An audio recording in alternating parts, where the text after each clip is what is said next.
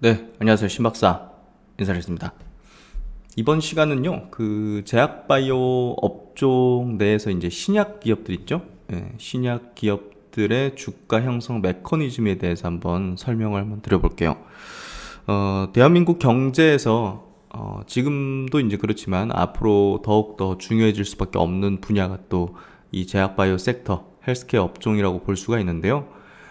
과거에 이제 우리나라의 어떤 성장 동력, 수출 산업이라고 하면 뭐 화학, 철강, 조선, 뭐 IT, 이런 쪽이 이제 주류였다고 보는데 지금 이 우리나라 수출 산업에서도 이 바이오 산업이 차지하는 비중이 계속 올라가고 있습니다. 그리고 시장 규모로만 치면 뭐 사실 반도체라든지 자동차 산업보다 훨씬 더 큰 게 이 제약 바이오 헬스케어 업종 산업이라고 볼 수 있는데요. 그래서 과거에도 이제 셀트리온 이제 서정진 현재 명예 회장님도 이제 자동차 산업에 몸을 담았었지만 헬스케어 산업이 훨씬 더 크다. 거기서 우리나라가 어느 정도의 점유율만 차지해도 큰 어떤 희망이 대한민국 경제 희망이 될 수 있다는 그런 생각들을 하신 걸로 알고 있는데 지금 현재 대한민국의 어떤 희망이 되고 있는 그런 산업이 되고 있죠. 그래서 많은 자금들도 이 바이오 업종에 들어오고 있고 많은 기업들이 탄생해서 이제 시장으로 주식시장으로 또 상장돼서 들어오기도 하고 그래서 이 산업 자체에 대한 투자 관점에서의 접근은 지금보다 앞으로가 더 중요해질 것이고 더 많은 기회들이 있을 것이다. 그렇기 때문에 신박사 개인적으로도 투자에 있어가지고 항상 이제 메인 축으로서는 제약바이오 업종을 두고서 포트폴리오를 짤 때도 먼저 딱 이제 제약바이오 업종에 이제 제가 이제 좋아하고 선호하는 그런 주요 종목들을 딱 바탕에 깔아두고 나서 나머지를 이제 배열하는 다른 성장 업종의 주요 종목을 배열하는 그런 식으로 하고 있어요. 그러니까 이제 제 개인적으로도 굉장히 중요한 거죠. 결국은 바이오 업종이. 그래서 상당한 이제 공부도 하고 있고 또 항상 그 공부를 바탕으로 사실 이제 어떻게 전략을 세울 것인가가 더 중요하죠. 사실 바이오 업종은 특히나 이제 다른 업종과는 조금 더 다른 접근이 필요한 이유가 이 신약이라는 분야는 당장은 돈만 들어가지 이 수익이 창출이 안 됩니다. 뭐 기술 수출이나 이런 걸 통해 가지고 임상 중간에도 이제 뭐 수익을 획득하는 케이스가 있기도 하지만 기본적으로 일단은 돈이 투입되고 나중에 불확실한 캐시플로우가 들어올지 말지를 가늠해야 되는 그런 분야이기 때문에 뭐 다른 업종과는 다른 어떤 분석법과 투자 전략이 필요한 분야다. 그래서 그런 부분에서 다른 그 주가가 형성되는 메커니즘도 조금 다르다고 볼 수밖에 없거든요. 그래서 이제 제가 거래하는 어떤 기준, 방식, 그리고 이제 방법론에 대해서 한번 설명을 해드리는 시간을 가져보도록 할게요. 일단 좀 정리한 내용하고 좀 이따가 이제 종목별로 케이스 스터디를 좀 해드릴 텐데요. 일단 신약기업 주가 형성의 메커니즘, 불편한 진실이다는 제가 단어를 이제 사용을 했는데, 뭐랄까, 불편한 진실이라는 제가 단어를 쓰면서도, 뭐랄까, 하여튼 일반론에 조금 벗어나는 내용일 수도 있는 거고, 그래서 결국 이제 우리가 많은 어떤 언론이나 보고서나 어떤 자료들을 통해 가지고 투자 판단을 하는 데 있어서 조금 다른 관점일 수도 있기 때문에 한번 좀 보시면 좋을 것 같습니다. 제약바이오 업종 내에서 신약을 개발하는 기업의 주가는요, 신약 개발의 성공 여부가 중요한 게 아닙니다. 우리가 이제 주가를 얘기하는 거예요, 지금. 이 산업의 성장과 발전과 뭐 그런 부분에서 설명드리는 게 아닙니다. 우리가 이 바이오 주식을 투자하는 관점에서의 어떤 기준을 가져는 게 맞을까를 고민해서 나온 저의 어떤 노하우라고 보시면 될 것 같아요. 그래서 신약 개발의 성공 여부가 중요한 게 아닙니다. 신약 개발을 성공할지는 회사도 모르고요. 그리고 뭐 기관이나 외국인 투자자들도 모르는 사안이고 이거는 모릅니다. 그 모르는 어떤 방향으로 투자들이 몰려 있고, 어떤 메이저나 큰 손 투자자 뭐 세력들도 이제 섞여 있고, 그래서 어떤 메커니즘으로 형성되는지를 우리가 이해할 필요가 있다는 겁니다. 얼마나 해당 신약이 시장에서, 주식시장에서요, 주식시장입니다. 주식시장에서 기대 가치를 받고 환호할 수 있는 것인지가 중요한 겁니다. 이거를 조금 여러 번 한번 생각해 보십시오. 결국 이제 주식이 올라가고 높은 가격이 형성된다는 거는 그 수급이 몰린다는 거잖아요. 주식에 대한 수요가 몰린다는 거잖아요. 수요가 이렇게 막 늘어난다는 거잖아요. 어느 지점에서 지금은 뭐 이렇게 됐는데 나중에 막 거래량이 막 이렇게 막 하면서 그 주가도 상승하고 이렇게. 그래서 그러면 이제 인기죠, 인기. 그리고 유망하다는 어떤 것들이 사람들에게 이제 보편적으로 인식되고 또 받아들여지고, 이해 가능해지고, 환호까지 갈 수 있는, 그런 어떤 신약, 그런 어떤 분야, 뭐 유전자라든지 예를 들면 최근에 세포 유전자 치료제라든지 뭐 이런 것들이 이제 해당되겠죠. mRNA라든지. 그래서 성공하게 된다면 시장에서 이제 큰 이익을 거둘 수 있을 거라는 가능성의 크기입니다. 이 기업이 성공을 해가지고 이익을 거둘 거라는 가능성의 크기죠. 그러려면 이제 뭐가 필요하겠어요? 임상에서도 좋은 어떤 결과가 좀 나오고, 완전 관해 같은 것도 나오고, 또 이제, 어떤 기업이 이제 A라는 기술을 가지고서 신약을 만들고 있는데, 야, 해외에서 A라는 기술을 가진 어떤 기업이 막 뭐, 빅팜한테, 뭐, 화이자나 뭐, 존슨앤존슨한테 막 5조 원에 팔렸어요. 아니면 이제 기술 라이센스인 기술을 사가는 데 있어가지고 이야 3조 원에 사갔어. 그러면 이제 A 그 어떤 기업이 A라는 기술로서 이제 막 약을 만들고 있는데 이 기업은 시장에서 야 성공을 하게 된다면 야 큰 이익을 거둘 수 있겠구나 하는 것들이 가능성의 크기가 시장 참여자들이 투자자들이 인식을 하게 되고 그런 것들이 주식에 대한 수요를 이제 높이게 돼가지고 상승하게 만드는 그런 이제 결과를 낳게 되겠죠. 그러려면 이제 유망한 분야라는 것들을 계속 공부하고 찾고 그런 종목을 또 이제 관심 종목에 두고 계속 이제 트래킹하면서 어떤 이슈가 나올 때 분석을 하고 하면서 낮은 가격에 매수를 해놓으면 되겠죠.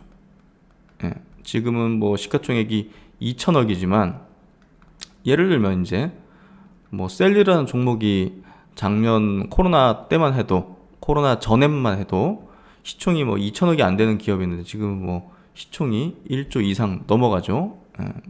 1조 5천억? 하여튼 그런 거죠. 어떤 이제 유망한 기술을 갖고 있는지 이런 것들 향후에 성공하게 된다면 큰 이익을 거둘 수 있을 것이라는 그 가능성의 크기가 어떠한지가 중요하다는 거죠. 그래서 그런 부분들을 우리가 판별해내는데 분명한 이제 기술 트렌드의 어떤 변화라든지 글로벌 빅팜의 어떤 동향이라든지 그런 것들을 파악하는 게 굉장히 중요하다는 거죠. 그래서 그런 부분들을 제가 이제 계속 파헤치고 공부를 하는 거고 그런 내용들을 이제 여러분과 함께 또 공유하면서 이야기를 나누는 과정에 지금 같이 있는 거잖아요. 그래서 그런 것들을 저는 동행이라는 표현을 하는 게 제가 여러분을 나를 따르시오 하면서 뭐 리딩을 하는 그런 어떤 능력을 가진 사람도 아니고 또 주식을 하는 데 있어가지고 그런 의식을 가지고 있게 되면 언젠가는 크게 당하거나 제 실력도 늘어나지 않기 때문에 여러분과 함께 이제 학습하고 이런 것들에 대한 것들을 공유하는 그런 과정이라고 보시면 될 것 같아요. 그래서 글로벌 시장에서 각광받는 분야이면서 시장의 크기가 큰 분야인지 여부가 중요합니다. 그래서 희귀병 같은 경우는 뭐 전 세계에 막 한 1만 명밖에 없다. 그러면 이제 이런 분야는 과거에는 이제 기업들이 별로 이제 연구도 안 하고 관심도 별로 없었어요, 사실. 근데 어, 이 희귀병을 약을 만드는데 정부나 허가기관이 굉장히 지원을 많이 해주고 뭐 패스트트릭 뭐 이런 것들을 지정해주고 또 약가를 막 7억 원, 10억 원 이렇게 인정을 해주니까 만들게 되는 거죠. 그래서 희귀병도 사람 수는 이제 환자 수는 작지만 약가를 굉장히 높여주기 때문에 시장 크기가 작다고 볼 수는 없는 거죠. 그래서 그런 부분에서 시장 크기가 큰 분야인지 환자 수가 막 무조건 많다 이런 부분보다는 시장 크기가 큰 분야인지 여부를 파악하는 게 중요하다. 글로벌 시장에서 각광받는 분야이며 시장 크기가 큰 분야인지 그 여부가 중요하다. 그래서 이제 이런 요건들을 갖고 있는 기업들이 어떤 메이저 측에서도 이제 주요 관심을 가지면서 일부는 이제 드러나지 않게 작업하기 시작하기도 하고 일부는 좀 드러나듯이 올리면서 매집하는 패턴이 나오기도 하고 아니면 이제 중장기적으로 롤링하면서 움직이기도 하고 관리하기도 하고 하는 패턴이 좀 일어납니다. 시총이 이제 막 수조 원 이상 이렇게 넘어가게 되면 10조 원 이상 넘어가게 되면 특정 집단이 컨트롤할 수는 없겠지만 어쨌든 막 몇천억 단위의 기업들은 거의 뭐 주인이 있다고 보면 된다고 보시면 될 것 같고요. 그런 부분은 제가 또 확인한 부분들이고 그래서 그런 부분에서 메이저 측에서 좀 선호할 수 있는 그런 종목들을 찾는 게 굉장히 중요하다. 이런 요건들을 갖춘 기업들. 그래서 이 신약 기업은 투자는 다른 분야와는 조금 다른 차원의 기준을 갖고 있지 않다면요. 정말 시간과 돈을 낭비하고 패망으로도 이제 갈 수가 있기 때문에 주의가 굉장히 필요함을 꼭 말씀드리고 당부드리고요. 그만큼의 확고한 어떤 기준과 노하우, 경험들을 갖고 있지 않다면 이 분야는 저는 접근하지 않는 게 맞다. 오히려 이제 실적 베이스로 예상 가능한 그런 업종과 대표주 그런 쪽으로만 주식을 하는 게 맞고 이쪽은 막 기준을 갖고 있지 않다면 투자를 하지 않는 게 낫다. 그 변동성도 굉장히 크기 때문에 조정 자체가 뭐 반토막도 나거든요. 그래서 그런 것들을 이해 가능하지 않거나 견딜 수 없는 투자자라면 자신의 성향을 잘 알 수 있잖아요. 내가 어떤 종목을 1억을 투자했는데 5천만 원까지도 내려갈 수 있어. 그런 것들을 감당할 수 없는 투자자라면 이 신약 기업은 저는 투자하지 않는 게 맞다고 봅니다. 그래서 이제 여러 종목들을 케이스 스터디 하면서 책 이제 설명 한번 들어볼 텐데요. 제가 이제 예시 종목으로 드는 거는 현 시점에서의 어떤 매수 매도 여부와는 전혀 상관이 없는 내용입니다. 과거의 어떤 기업들을 그냥 이제 설명하는 어떤 그런 차원에서 이제 가져온 예시 종목이고요. 향후 주가의 방향에 대해서도 저는 전혀 알 수 없음을 알려드립니다. 현 시점에서는 어떤 의견도 갖고 있지 않는 그런 종목들임을 밝혀드립니다. 첫 번째 종목은 이제 매드팩토인데요. 뭐 매드팩토는 제가 작년에도 그 스마트 리포트를 통해서 그래도 낮은 가격에서 자세하게 설명드리고 이제 추천을 드려가지고 또 2배 이상 올라온 가격에서는 또 매도 의견까지 꾸준히 드려가지고 그래도 뭐랄까 좋은 성과를 냈다고 생각하는 그런 기업인데요. 이 기업은 이제 항암제 기업이죠. 뭐 종양 미세 환경이라는 그쪽에서 우리 이제 유명한 그 변이죠. TGF 베타 1.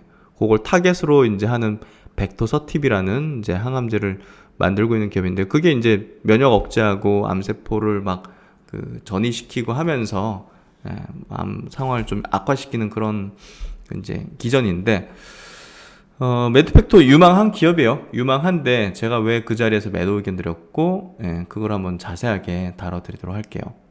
현재 지금 주가 차트는 이렇습니다.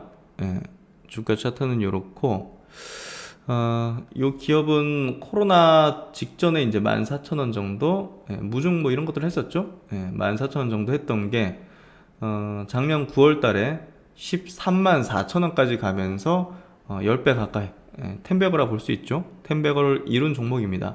그리고 이제 명확하게 이 구간에서는 예, 왔다 갔다 주가를 왔다 갔다 왔다 갔다 왔다 갔다 시키면서 고점의 패턴을 만들고 이 부분에서 매집했던 측들 그리고 끌어올리면서 물량을 다 흡수했던 측에서 롤링하면서 대중들에게 물량을 분산시킨 매도에서 차익 실현을 정석적으로 한 그런 케이스라고 보시면 될 것 같습니다. 그래서 이때 이제 집중적인 어떤 이제 증권사 리포트 임상 관련된 소식들 뉴스가 가장 증폭되고 많이 나온 어떤 시점이었거든요. 그래서 그 지점에서는 명확하게 저는 일관되게 매도 의견을 드렸습니다.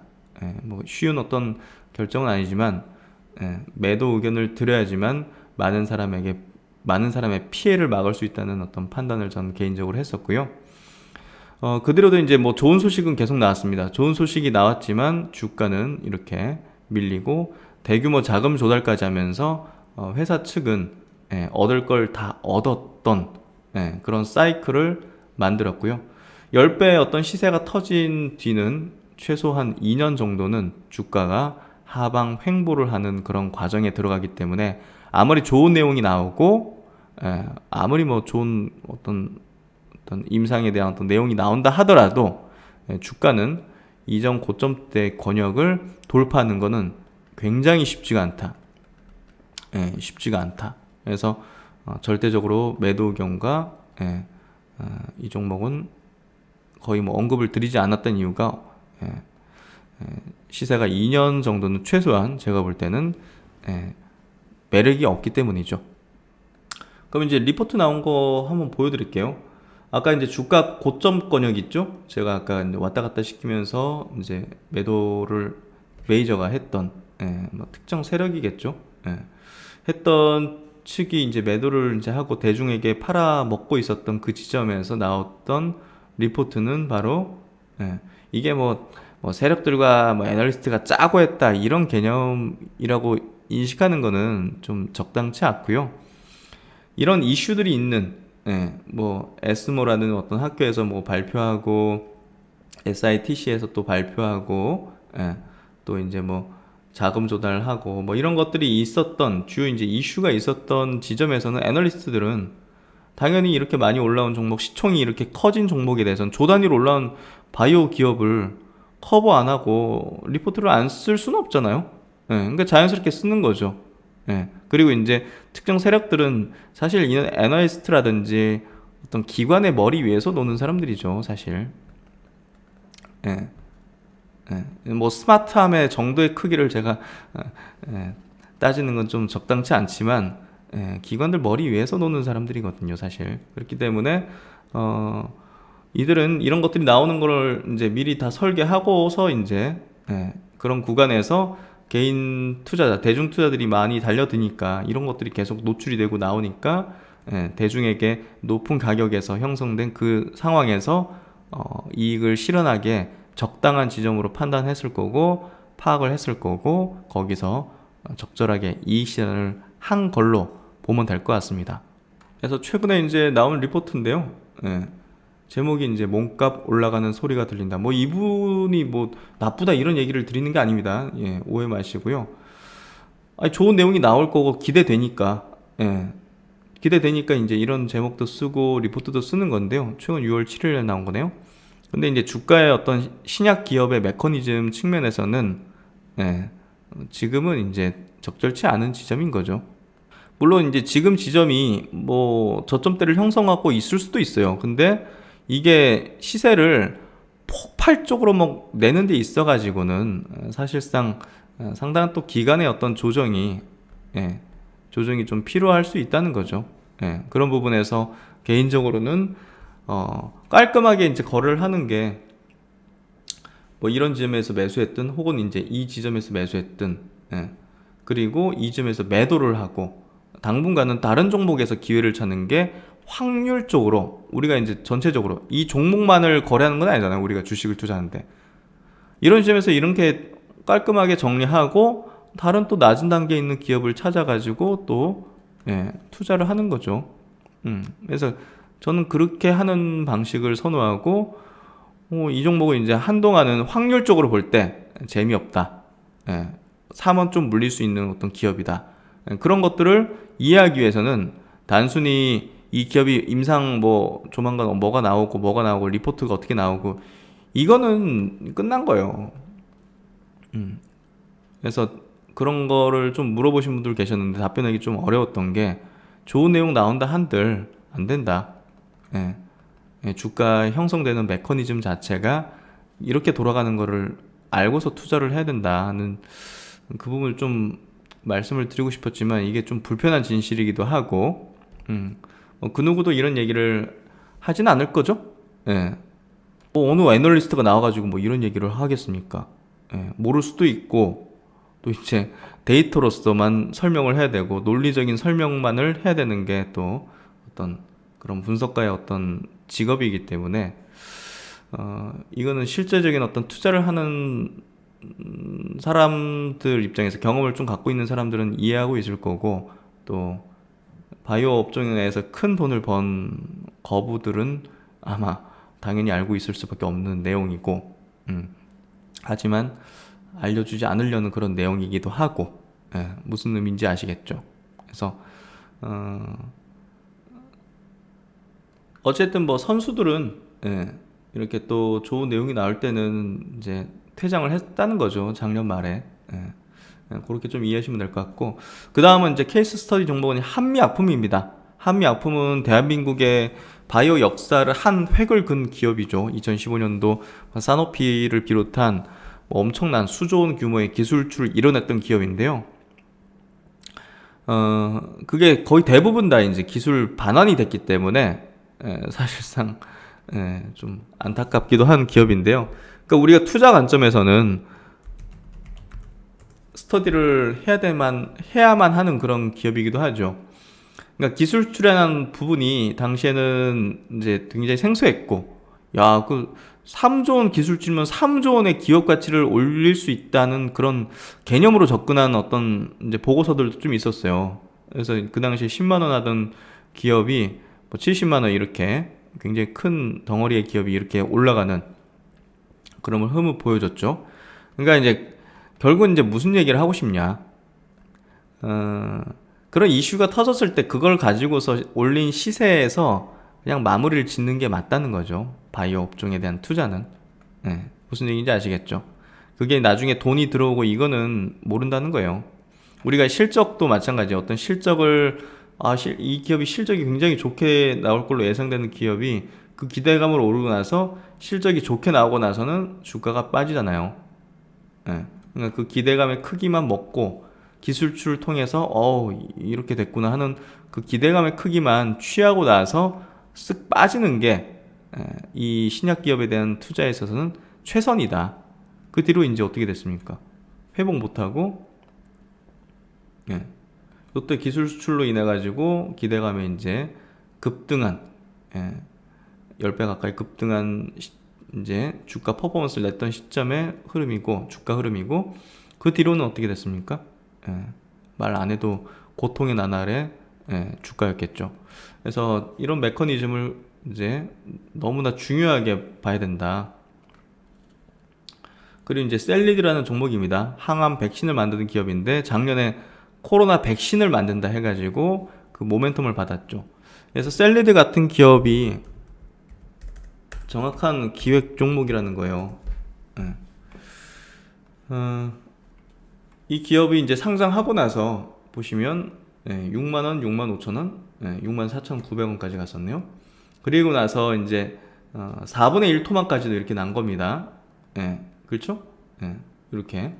그래서 뭐 갖고 있던 사람들이나 공모 청약을 했던 사람들은 이거 웬만한 사람은 이거 들고 있을 수가 없어요, 사실.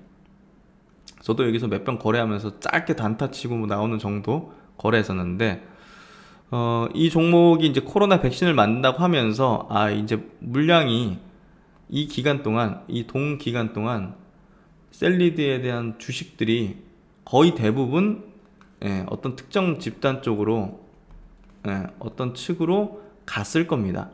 웬만한 사람은 다 털었다는 거죠. 그래서 이제 확보된 어떤 매집 물량 매집이 되면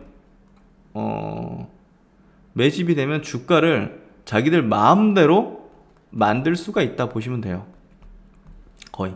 예, 시총이 이제 큰 기업 말고 시총이 이렇게 뭐 한 5천억 미만의 예, 이런 기업들은 매집이 됐다. 그러니까 유통 물량의 상당 부분을 자기들이 매집을 했다 판단이 들면 주가는 그냥 자기들이 알아서 예, 컨트롤이 가능해집니다. 그래서 누가 좀 들어와? 뭐 한 100억대 누가 들어와? 그러면 완전히 까 내려버립니다. 누가 들어와? 하면 까 내려버려요. 예, 나가게. 뭔지 아시겠죠? 뭐 꼬여? 하면 이제 눌러버리죠. 완전히 눌러버리죠. 그러면서 추격 매수하는 자들이라든지 달라붙는 이제 잔챙이 어떤 특들 세력들을 털어내는 그런 과정들도 있기 때문에 유동적입니다. 딱 패턴화된 어떤 시세 흐름이 아니라 가다가 이제 윗골이 이렇게 만들 수도 있고 누가 추격 매수해? 꽂아버려.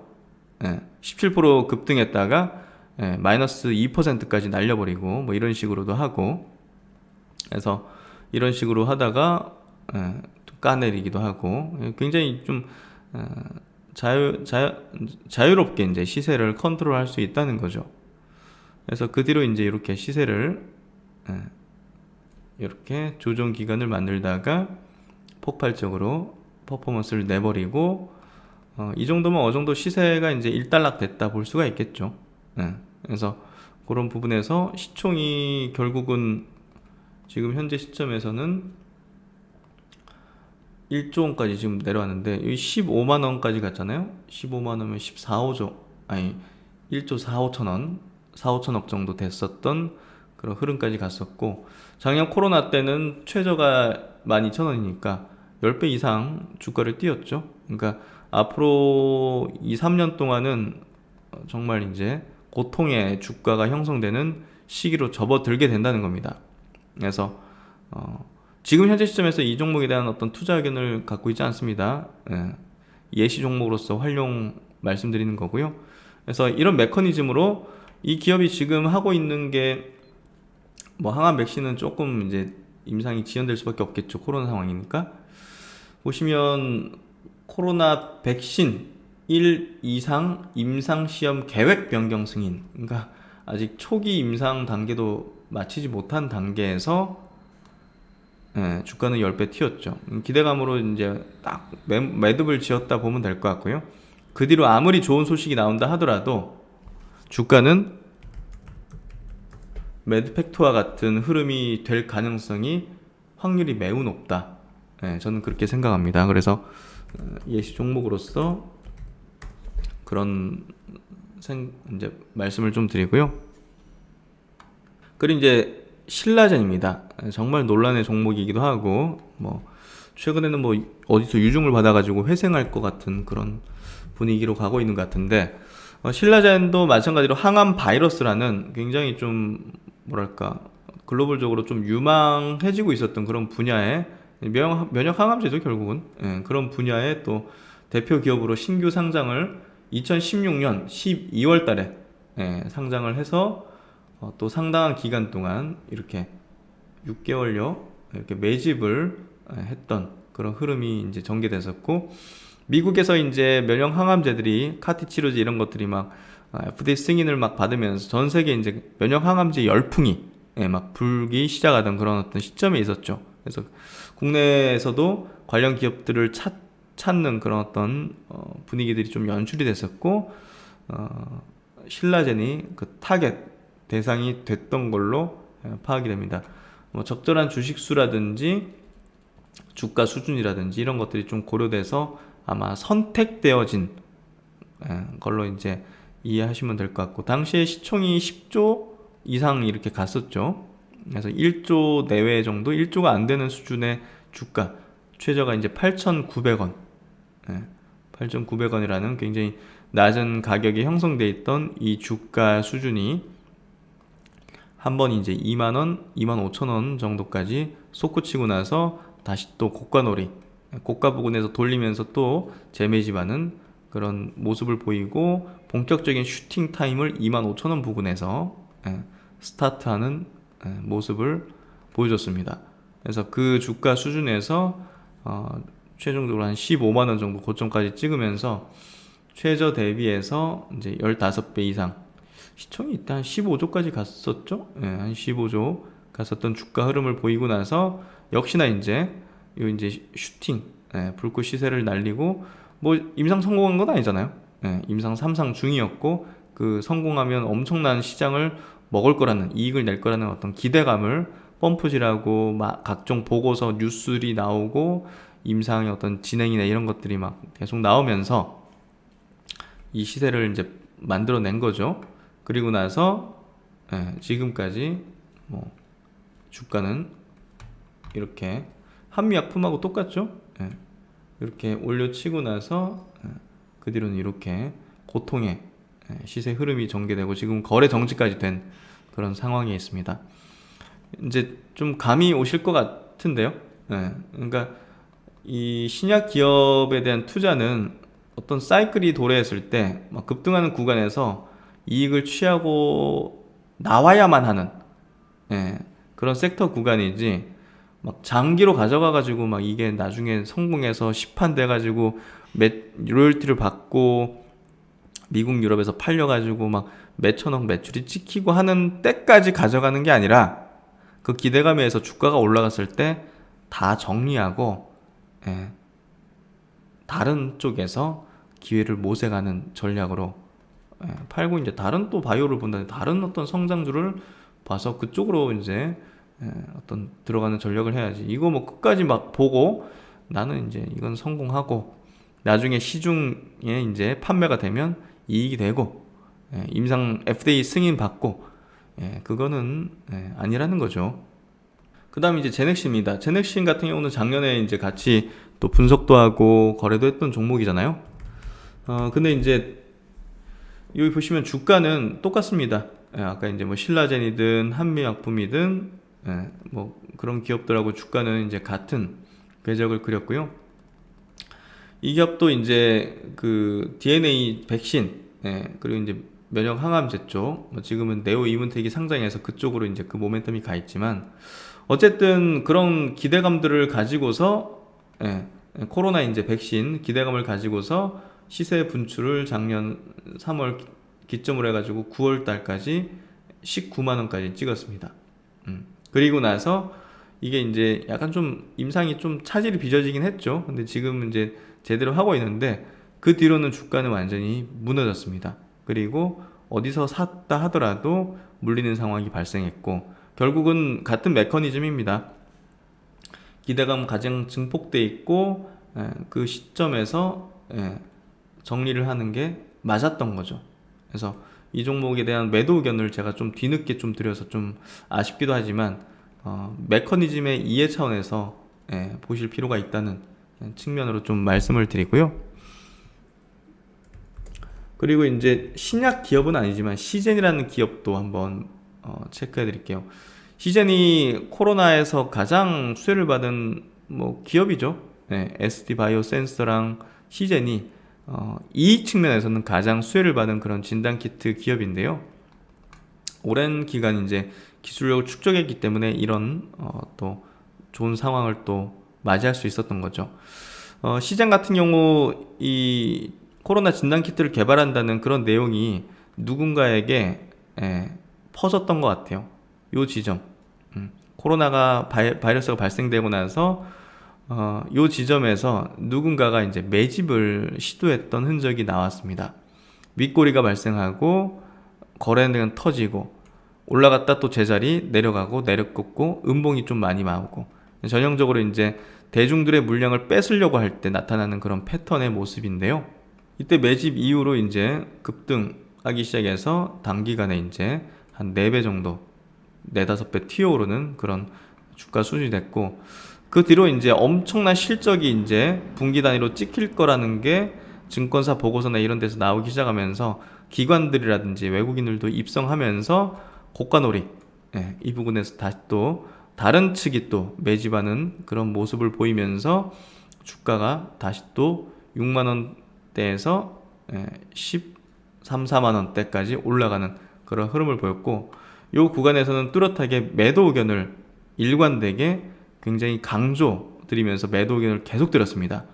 그 이유는 제약바이오 주식을 거래하는 저의 메커니즘, 기준에 의거해서 이제 말씀드렸고, 실적이 좋게 나오는 거에 대한 기대 가치가 반영된 시점, 그리고 계속 물량을 롤링 돌리면서 고가놀이 시키면서 대중에게 물량을 분산시키는 이런 흐름이 똑같이 매드팩토랑 똑같죠? 매드팩토 주가 다시 한번 보여드리겠습니다. 똑같죠? 이 부분. 그래서 같은 메커니즘으로 이제 물량을 대중에게 털고 있는 모습을 확인하면서 계속적으로 매도 의견을 드렸고, 그대로 이제 주가는 뭐 똑같습니다. 굉장히 뭐 판박이처럼 똑같죠. 아까 이제 뭐 한미약품이든. 그래서 그대로 이렇게 빠졌고, 요 지점에서는 제가 이 멤버십 분들에게만 좀 말씀드렸죠. 단타 투자로 들어갈 만하다. 요 부분까지 가는, 요 부분에서 매도하는 전략으로 단타 거래를 이제 추천을 드렸었는데요. 그 이상으로 좀 솟구치긴 했죠. 뭐 신사업 간다 뭐 이런 것들이 좀 발표되면서 솟구친 형태가 나왔고, 전형적으로 다시 또 저항받고 내리꽂는 형태. 결국은 이제 그 메커니즘이죠. 기대 가치로 이렇게 올리고 나서 그 뒤로는 이제 상당 기간 동안 또 역별 하락 횡보하는 그런 흐름. 그래서 그런 부분에서 지금 여전히 이렇게 조정을 받고 있는 그런 모습이고, 실적은 굉장히 좋게 나왔지만 계속 저항을 받는 흐름이 전개된 거는 메커니즘이다, 원리다. 아무리 좋은 소식 나온다 하더라도 이거를 돌파하는 거는 어렵다. 그래서 이런 걸 이해하고 있는 게 굉장히 중요하다는 얘기를 좀 드리는 예시 종목으로 좀 말씀을 드리고요. 그 다음 종목이 이제 헬릭 스미스입니다. 과거에 이제 바이로메드라는 이름으로 이제 요것도 이제 역시나 유전자 치료제 기업이죠. 그래서 당뇨병성 신경병증, 그리고 당뇨병성 족부궤양증을 이제 유전자 치료제로 만들고 있고, 이제 미국에서 임상하던 그런 기업이었죠. 헬릭 스미스 같은 경우는 2018년도에 저도 이제 거래를 했었기 때문에 그때 많은 어떤 분석을 통해서 저도 당시에 이제 투자를 했던 그런 기업으로 좀 기억을 하고 있습니다. 그래서 요때죠. 요때 이제 거래를 했었던 그런 기억을 갖고 있는 기업인데요. 그대로도 이제 관심은 계속 두고 이제 관찰하고 있었는데, 요때죠. 삼상 발표를 앞두고서, 이제 임상 3상 결과 발표를 앞두고서 굉장히 올려치는 형태가 발생했습니다. 그리고 나서 임상 3상 발표 전에 계속 이제 자금을 조달하는 그런 모습들이 이제 전개됐고, 주가도 꺼졌어요. 자금도 조달하고 주가도 밀리는 상황. 그러니까 그 기대 가치가 사실 요거는 조금 많이 붙지 못했어요. 기대 가치가 주가에. 그래서 이거 왜 이렇게 무거워졌나를 그때 당시 좀 분석했었는데, 이게 뭐 개인 투자자가 너무 많이 달라붙어 가지고 이게 올라갈 수가 없는 기대 가치가. 그래서 여기서 시총도 많이 높아진 상황이었다 보니까 많이 못 올라가고 이렇게 무너지는, 그리고 임상 3상 이제 통계적 유효성 확보가 안 된 그런 어떤 사실상의 실패 결과가 나오게 되면서 폭락하는 흐름이 전개됐죠. 그래서 당시 뭐 진짜 18만 원 이렇게 갔었던 주가는 지금 현재 28,000원이라는 주가.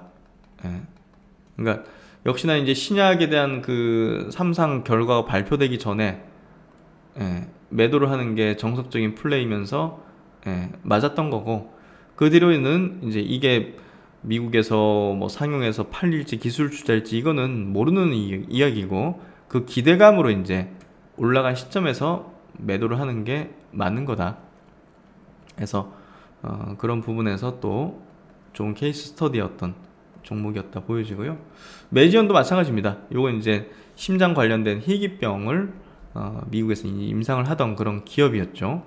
이 기업도 마찬가지로 임상 3상 결과가 발표되기 전에 기대감으로 주가는 이렇게 그러니까 이제 텐백을 이뤘죠. 최저 이제 2017년도 3월달 17,000원에서 뭐 텐백가 아니죠. 15배 이상 오른 거죠. 2019년도 말 25만원까지 올리는 그런 모습을 보여줬고, 삼상 결과가 발표되기 전에 시세는 고점을 형성시키고 기대감으로 띄운 거죠. 이건 개인이 영차영차 하면서 띄운 게 아니라 어떤 특정 세력 측이 띄워서 물량을 정리하기 위한 시세 분출을 만들고 대중 투자자에게 물량을 정리했다고 이해하는 게 맞는 거죠. 그래서 그 뒤로 지금 FDA 어떤 심사 승인을 받고 있는 과정에 있죠. 근데 그거는 또 다른 차원의 사이클이 될 것이고, 상용화돼서 이게 매출이 또 어떻게 낼 건지, 제대로 나올 건지는 또 모르는 게임이기 때문에 이 종목을 컨트롤해온 4년, 3, 4년의 어떤 기간을 컨트롤한 측에서는 요거는 모르는 일이다, 자기들도. 그래서 이때 거의 대부분 다 정리를 한 걸로 볼 수가 있죠. 그래서 그 뒤로는 이렇게 주가가 지지부진한 어떤 그러니까 이 구간에서 팔고 다른 또 새로운 종목들, 유망한 것들을, 낮은 단계에 있는 것들을 찾아서 투자하는 게 훨씬 더 나은 투자였을 거라는 거죠. 이거 끝까지 이거 진짜 성공해서 매출 1조 찍을 거야, 2조 찍힐 거야, 이렇게 생각을 가지고서 투자하는 것보다는 그건 기대가치에 의해서 올라갔을 때 다 정리하고 더 낮은 단계에 있는 기업들을 찾아서 투자하는 게 복리의 마법을 누리는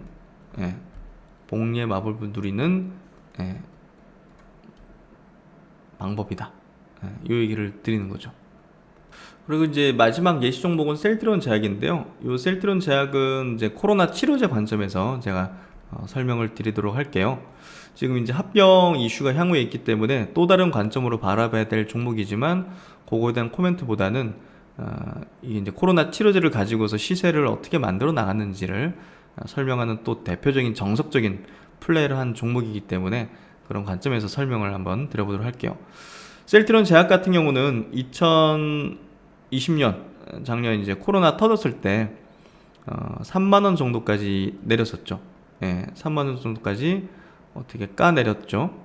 그리고 나서 셀트리온 그룹이 코로나 치료제를 만든다는 그 소식이 전해지면서 급반등했습니다. 3사 모두 급반등했는데, 그중에서 가장 탄력 있게 급반등한 종목은 셀트리온 제약이었어요.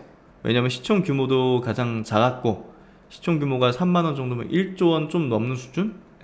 1조원 정도 되는 규모였기 때문에, 그리고 이제 절반 정도의 주식 수가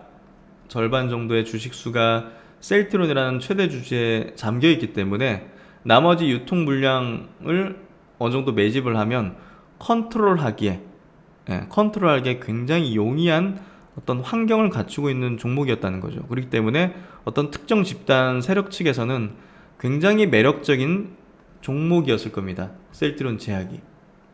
그래서 셀트리온 제약의 이제 주가를 이렇게 끌어올리면서 매집을 했어요. 끌어올리면서 매집을 한 건데, 이거는 여기서 막 매집하려고 막 여기서 한 게 아니라 올리면서 나온 물량들을 흡수해가는 형태. 왜냐하면 이 임상이라는 게, 코로나 치료제 임상이라는 게 자기들이 컨트롤할 수 없는 거기 때문에 일단은 빨리 매집을 할 수 있는 방법을 택한 걸로 보여지고요. 끌어올리면서 자전 돌리면서 매집을 하고, 이 부분에서도 차곡차곡 옆으로 돌리면서 물량을 계속 가져가는. 그래서 올라가니까 이제 내가 산 가격보다, 내가 갖고 있는 가격보다 이 뭐 2배야? 하면 웬만한 사람들은 이제 이익을 실현하죠. 그래서 이런 구간에서도 차곡차곡 띄우면서 물량을 싹쓸이 해간 그런 어떤 모습들, 패턴을 좀 정석적으로 보여줬다. 그래서 여기서 컨트롤하는 애들은 굉장히 깔끔한 어떤 팀이었다는 저는 생각을 가지고요. 그러면서 한동안 동물 실험 이후 소강 국면에 갔었던 셀트리온 3사 주식과 더불어서 셀트리온 제약도 옆으로 그냥 횡보시키는 형태, 간혹 이제 이렇게 또 도지역 만들면서 일부 또 여기서 지침 물량들 흡수하는 그런 어떤 패턴들을 보여주면서 굉장히 깔끔한 작업을 한 흔적들이 곳곳에 좀 드러납니다. 그리고 나서 역시나 이제 셀트론 그룹주 3사가 모두 급등하는 타임이 전개되기 시작하면서 여기가 아니구나. 여기서 올리치다가 또 물량 매집하는 패턴으로 다시 눌림을 받고 여기서 거래 터트리고 장대 양봉 서면서 이제 주가를 이제 하이라이트를 만드는 스타트 라인으로 삼았던 것 같고요.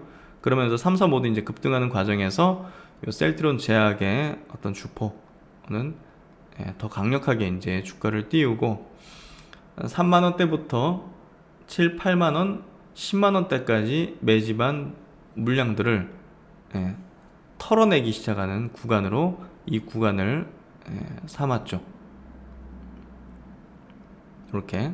그래서 전형적으로 이제 위 구간에서 슈팅 날리고 또 한 번 더 슈팅 날리는 식으로 이렇게 했죠. 거래 띄우고 하면서 물량을 정리하는 그런 모습들. 그리고 여기서는 거래가 안 늘어나죠. 웬만큼 다 여기서 다 정리했다는 거죠. 마무리까지 짓고 나서 이제 망망대해 어떤 흐름으로 가는 전형적으로 이제 기획해서 매집하고 일정 나올 때 강력한 슈팅을 날려서 위에서 여러 번 왔다 갔다 시키면서 물량을 정리하는 아주 정석적인 패턴으로서 만들고 그 뒤로 주가는 주인 없이 똑같죠? 뭐 다른 종목들 시세 터지고 나서 뭐 망망대해 어떤 흐름으로 가는 역배열, 횡보, 거래 줄고 하는 패턴은 똑같습니다. 그래서 앞으로는 이제 뭐 합병 관련된 모멘텀 이슈로서 움직임을 보이는 흐름이 될 것 같은데 어쨌든 요 예시에서 설명드리고자 한 부분은 요 부분입니다. 명확하게 이제 기획된 어떤 시세의 어떤 패턴과 흐름으로서 이렇게 10배 가까운 시세의 흐름을 만들어낸 대표적인 또 기업이기도 합니다. 그래서 이제 신약 기업들 이제 케이스 스터디까지 한번 마무리를 지어봤는데요. 뭐 케이스 스터디할 종목은 계속 쏟아지고 있고 과거에 또 많습니다. 더 많은데 이제 이 정도로 좀 정리를 해드리는데요. 간략하게 좀 말씀드릴게요. 신약 기업에 대한 투자 원칙은 세 가지 말씀드릴게요. 뭐 만들면 여러 가지 많겠지만 기대감에 들뜨지 말고 기대감에 팔아라. 기대감에 팔아야 된다. 그리고 장기 투자를 하지 말고 사이클 투자를 해야 된다. 그러니까 기대감에 이제 여기서 급등했을 때 그때 이익을 챙기는 그런 사이클적인 어떤 투자를 하라. 신약 기업은 그런 방식의 투자를 하는 게 저는 원칙적으로 이제 세우고 있다. 그리고 이제 유망한 기술에 대해서 공부하고 그 해당 기업을 찾아서 선점하라. 선점하라는 거는 이제 낮은 가격에 매수를 해놓으면 된다는 거죠. 그래서 명확한 기준과 이제 원칙 그리고 이 메커니즘을 신약 기업들의 어떤 주가 메커니즘을 이해하지 못한다면 사실 이 분야는 투자에 굉장히 독이 될 수도 있다. 하지만 이걸 이해하고 또 명확한 기준에 의해서 냉철하게 또 투자할 수 있는 투자라면 인생을 바꿀 수 있는 분야다. 확실하게 인생을 바꿀 수 있고 지상낙원이죠. 투자의 지상낙원. 그래서 그런 부분에서 잘 활용하시기를 좀 당부드리고요. 결국은 마인드적인 부분도 굉장히 중요하죠. 투자 어떤 마인드 부분, 심리를 통제하는 부분도 굉장히 중요한, 왜냐하면 변동성이 큰 분야니까. 그래서 이런 부분들을 참고하셔가지고 신약 기업을 통해서도 큰 수익, 보다 안정적인 수익을 거두셨으면 좋겠습니다. 이번 내용도 많은 도움이 되시길 바라고요. 신방산 또 다음 시간에 좋은 내용을 가지고서 뵙도록 하겠습니다. 감사합니다.